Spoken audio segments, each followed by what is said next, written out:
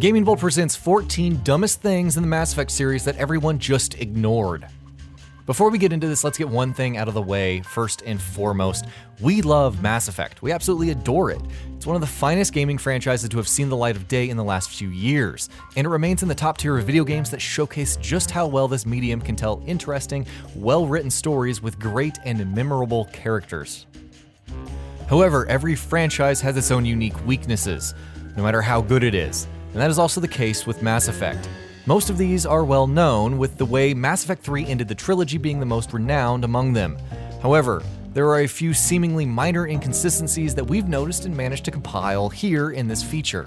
Inconsistencies that are not major, but a lot of people have chosen not to notice. So, without further ado, let's get right into it and see what those inconsistencies are. This goes without saying, but spoilers ahead. Everyone chooses to ignore the Keepers.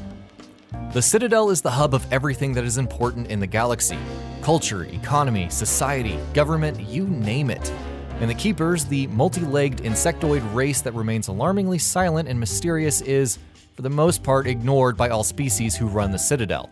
Which, to be honest, is a little stupid, especially after their true nature is revealed in Mass Effect 1.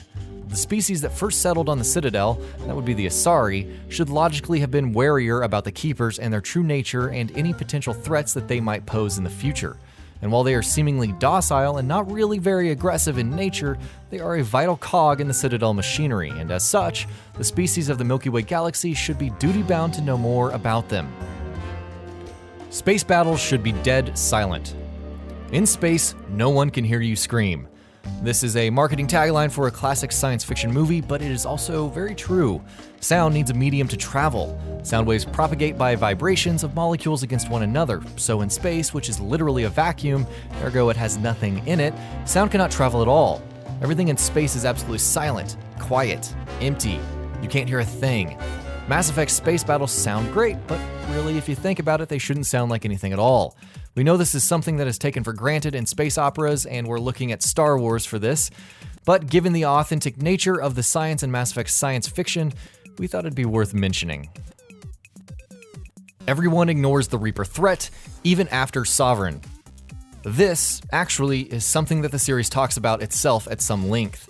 In the first Mass Effect game, it makes sense that no one believes that the Reapers are a real threat. There is no evidence to prove that they even exist, and their story is more of a legend in the galaxy at the beginning of the trilogy.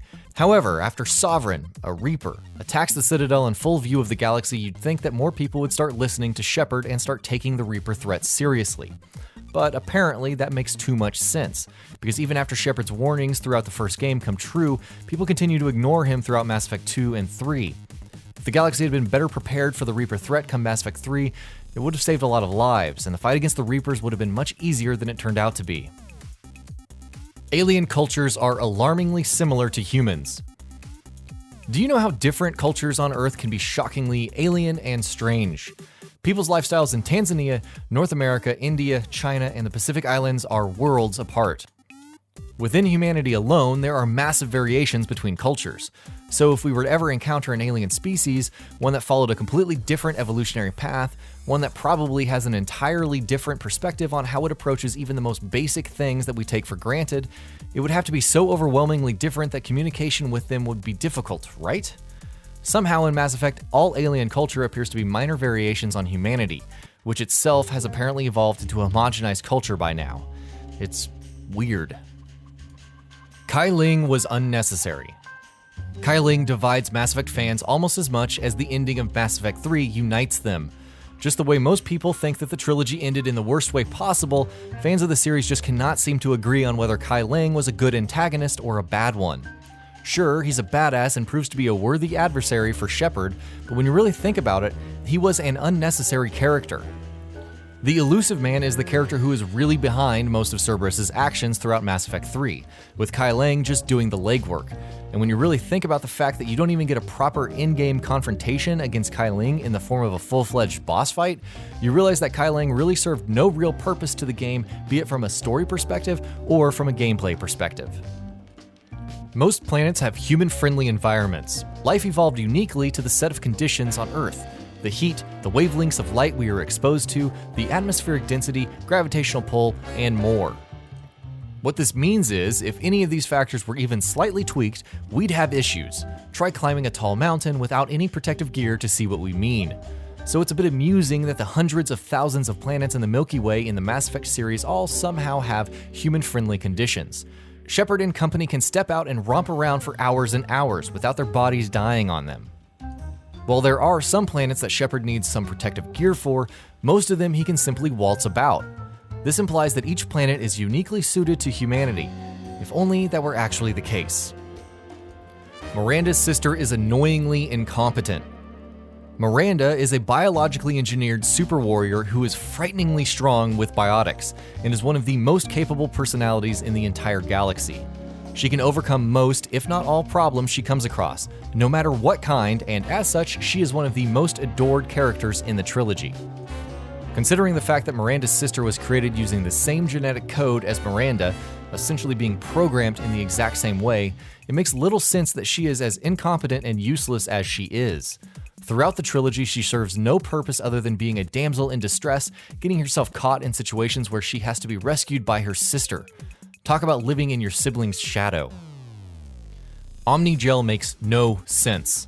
This is, well, it makes sense from a gameplay point of view, of course, and yet given how consistent and cohesive the view of Mass Effect's universe is as a whole, this kind of stands out as a sore thumb. While the notion of everything being able to be reduced to one universal substance that can be used for anything is odd to begin with, it gets even more so when you throw in the question of varying chemistries.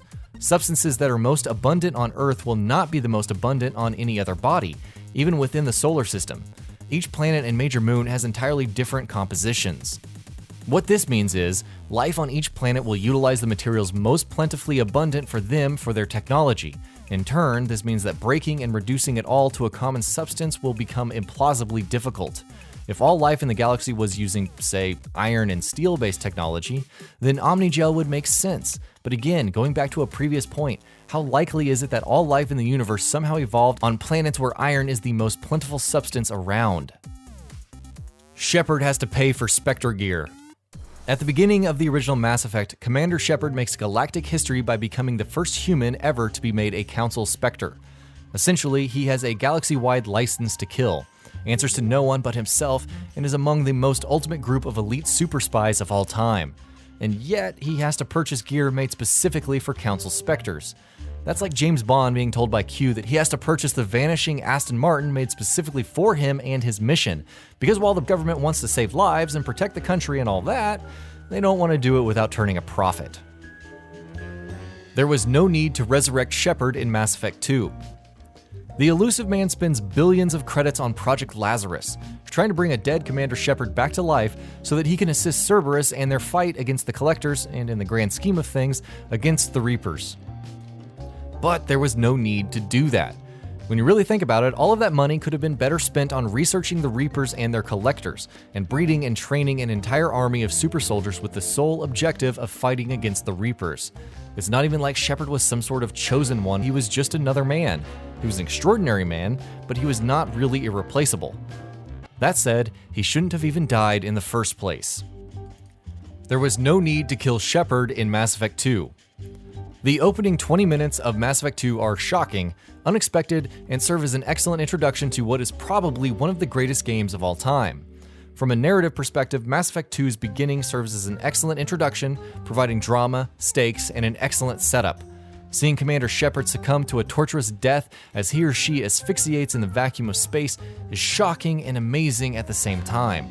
But when you really think about it, the purpose of that beginning is to have the same protagonist while making sure that players basically start the gameplay from scratch with no powers or abilities that they got from the first game. There were a lot of ways to get Shepard to work with Cerberus, and while killing him off turned out to be an excellent choice as far as the beginning of a game goes, it was, when you really think about it, unneeded. All species fight for Earth at the end. Mass Effect 3 revolves around the premise that all major species of the galaxy are more concerned with their own safety, and that Shepard has to help them in their fight against the Reapers first before he can enlist their aid.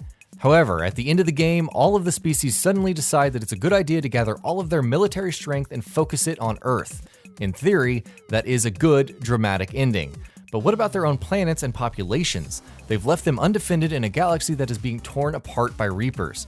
And while the Reapers too have all converged in Earth's orbit, can the species of the galaxy really take the risk of leaving their entire planets and colonies undefended? Their past behavior in the entire trilogy would suggest that they cannot, but as it turns out, that is exactly what they do. Why doesn't the Catalyst move the Citadel much earlier? The Catalyst controls the Reapers and resides in the Citadel, and the Citadel conveniently is the key to defeating the Reapers.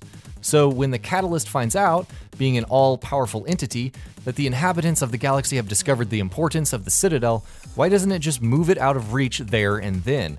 Why does it wait till the ending of Mass Effect? In fact, why hasn't it been assisting the Reapers ever since the Citadel was an important part of Sovereign's plan to bring about their return? The Reapers bring the Citadel to Earth. Okay, granted, the Reapers have quite a solid hold over Earth by the time Mass Effect 3 approaches its ending, but don't they know that the Citadel is the key to their eventual destruction? They do, and yet they still decide to bring the Citadel to Earth and gather all of their forces around it.